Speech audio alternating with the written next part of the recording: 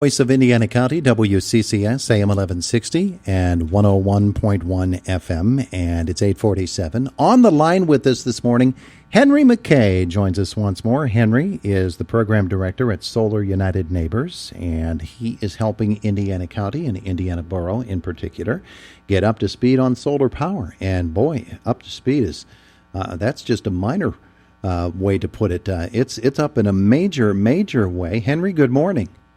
Good morning. It's good to have you back with us here and on the phone this morning. Jonathan Warnock may be joining us. We're hoping that Jonathan is able to join us either by phone or in person. I don't know how he plans to get through, but we're ready either way. Henry, the solar co-op here in Indiana is going great guns, so much so that you've extended the deadline to sign up. That's right, we have. We've seen a lot of demand, and it hasn't really tapered off, so we decided to extend the deadline to join.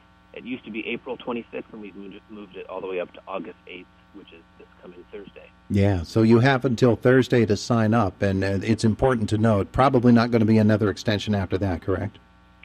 That's right, yeah. We will start to move into wrap-up mode with this co-op.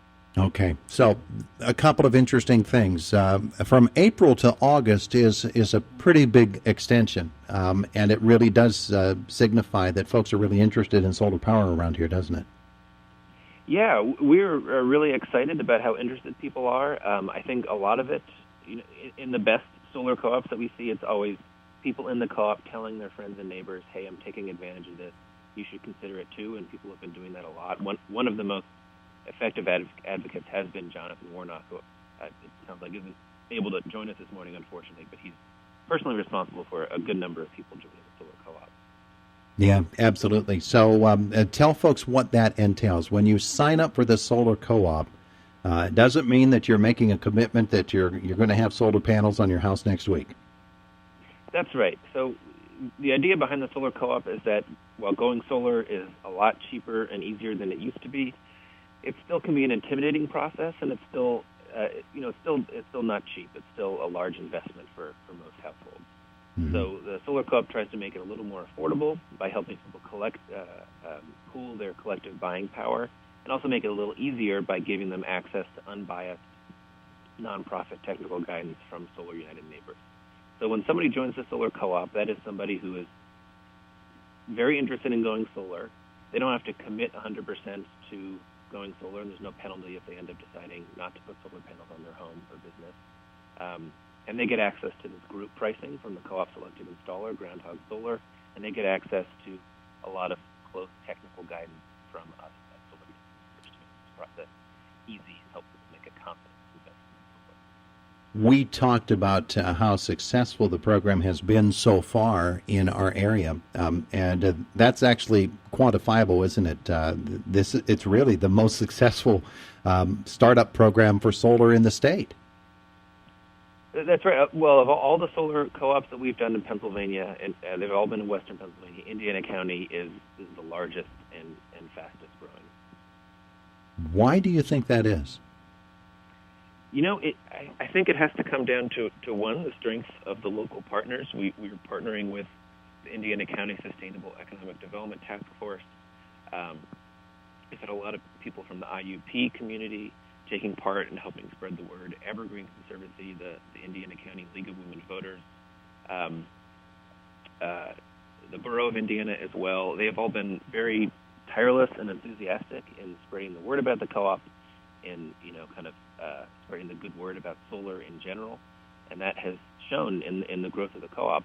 Now, another factor, aside from our strong partners, is that this is a region, Penelec utility territory, that has unusually expensive electricity for western Pennsylvania. So when your electricity is more expensive, the expected return on investment from going solar and saving money on electricity is larger.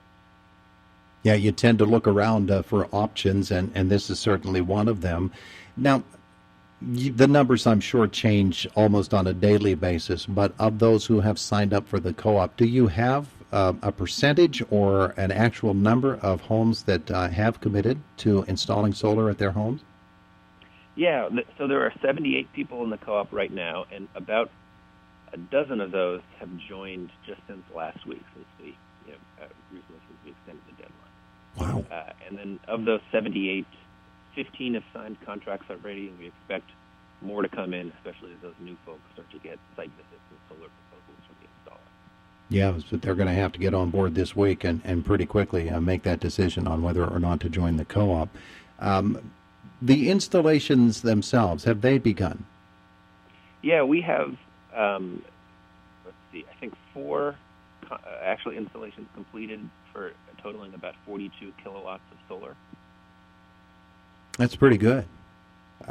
Yeah, it is, and we're making a big impact in the growth of solar in Indiana County in general. This is adding significantly to Indiana County's solar capacity. Yeah, one of the interesting things about it to me is the fact that solar is not just, we might tend to think it's for out in the country where you have a lot of space. It doesn't necessarily have to be that way, does it? That's right. Often the best place to put it is on top of your roof, and everyone has a roof. Unfortunately, everyone doesn't have a sunny roof appropriate for solar, but it's a great way to use space that you otherwise aren't using. And so folks can get that sort of information. Take me through that process of evaluating whether your home or your living space is qualified or is set up so that solar energy could be an option for you. How do you go through that process? Well, this is something that the Solar Co-op helps people understand, and then in a more detailed way, the solar installer through a site visit helps them understand. So you want to have space, whether it's on your roof or on land that you own that is sunny, obviously. If you're looking at the roof, you want to have it ideally south-facing. We're in the northern hemisphere, so the sun is generally to the south. So south is where you can maximize energy production, but really you can put it anywhere between east, south, and west and have it be a viable solar system. And then you want to make sure you have enough space. So you want at least 250 square feet of unbroken continuous space to make it worthwhile to put solar there. Henry McKay is our guest. He's the Pennsylvania Program Director at Solar United Neighbors, and the deadline is coming up this Thursday, correct? That's right, August 8th. For folks who want to sign up. So what do they need to do in order to make that happen? Well, to learn more about the co-op and to join, you can visit www.solarunitedneighbors.org/Indiana County, or you can just use the search engine of your choice and search for the Indiana County Solar Co-op, and you should find it. Okay, very good. Now, this is just the beginning of this process for Indiana County. It's really on the ground floor, if you will. In the future, this deadline here coming up on Thursday is for this round, yes, that in the future folks will again have the opportunity to sign up? Well, we have no specific plans to come back to Indiana County with the Solar Co-op. I think because of such strong interest here in the community and in government and the nonprofit world that it's likely that we will have a round 2 Indiana County Solar Co-op.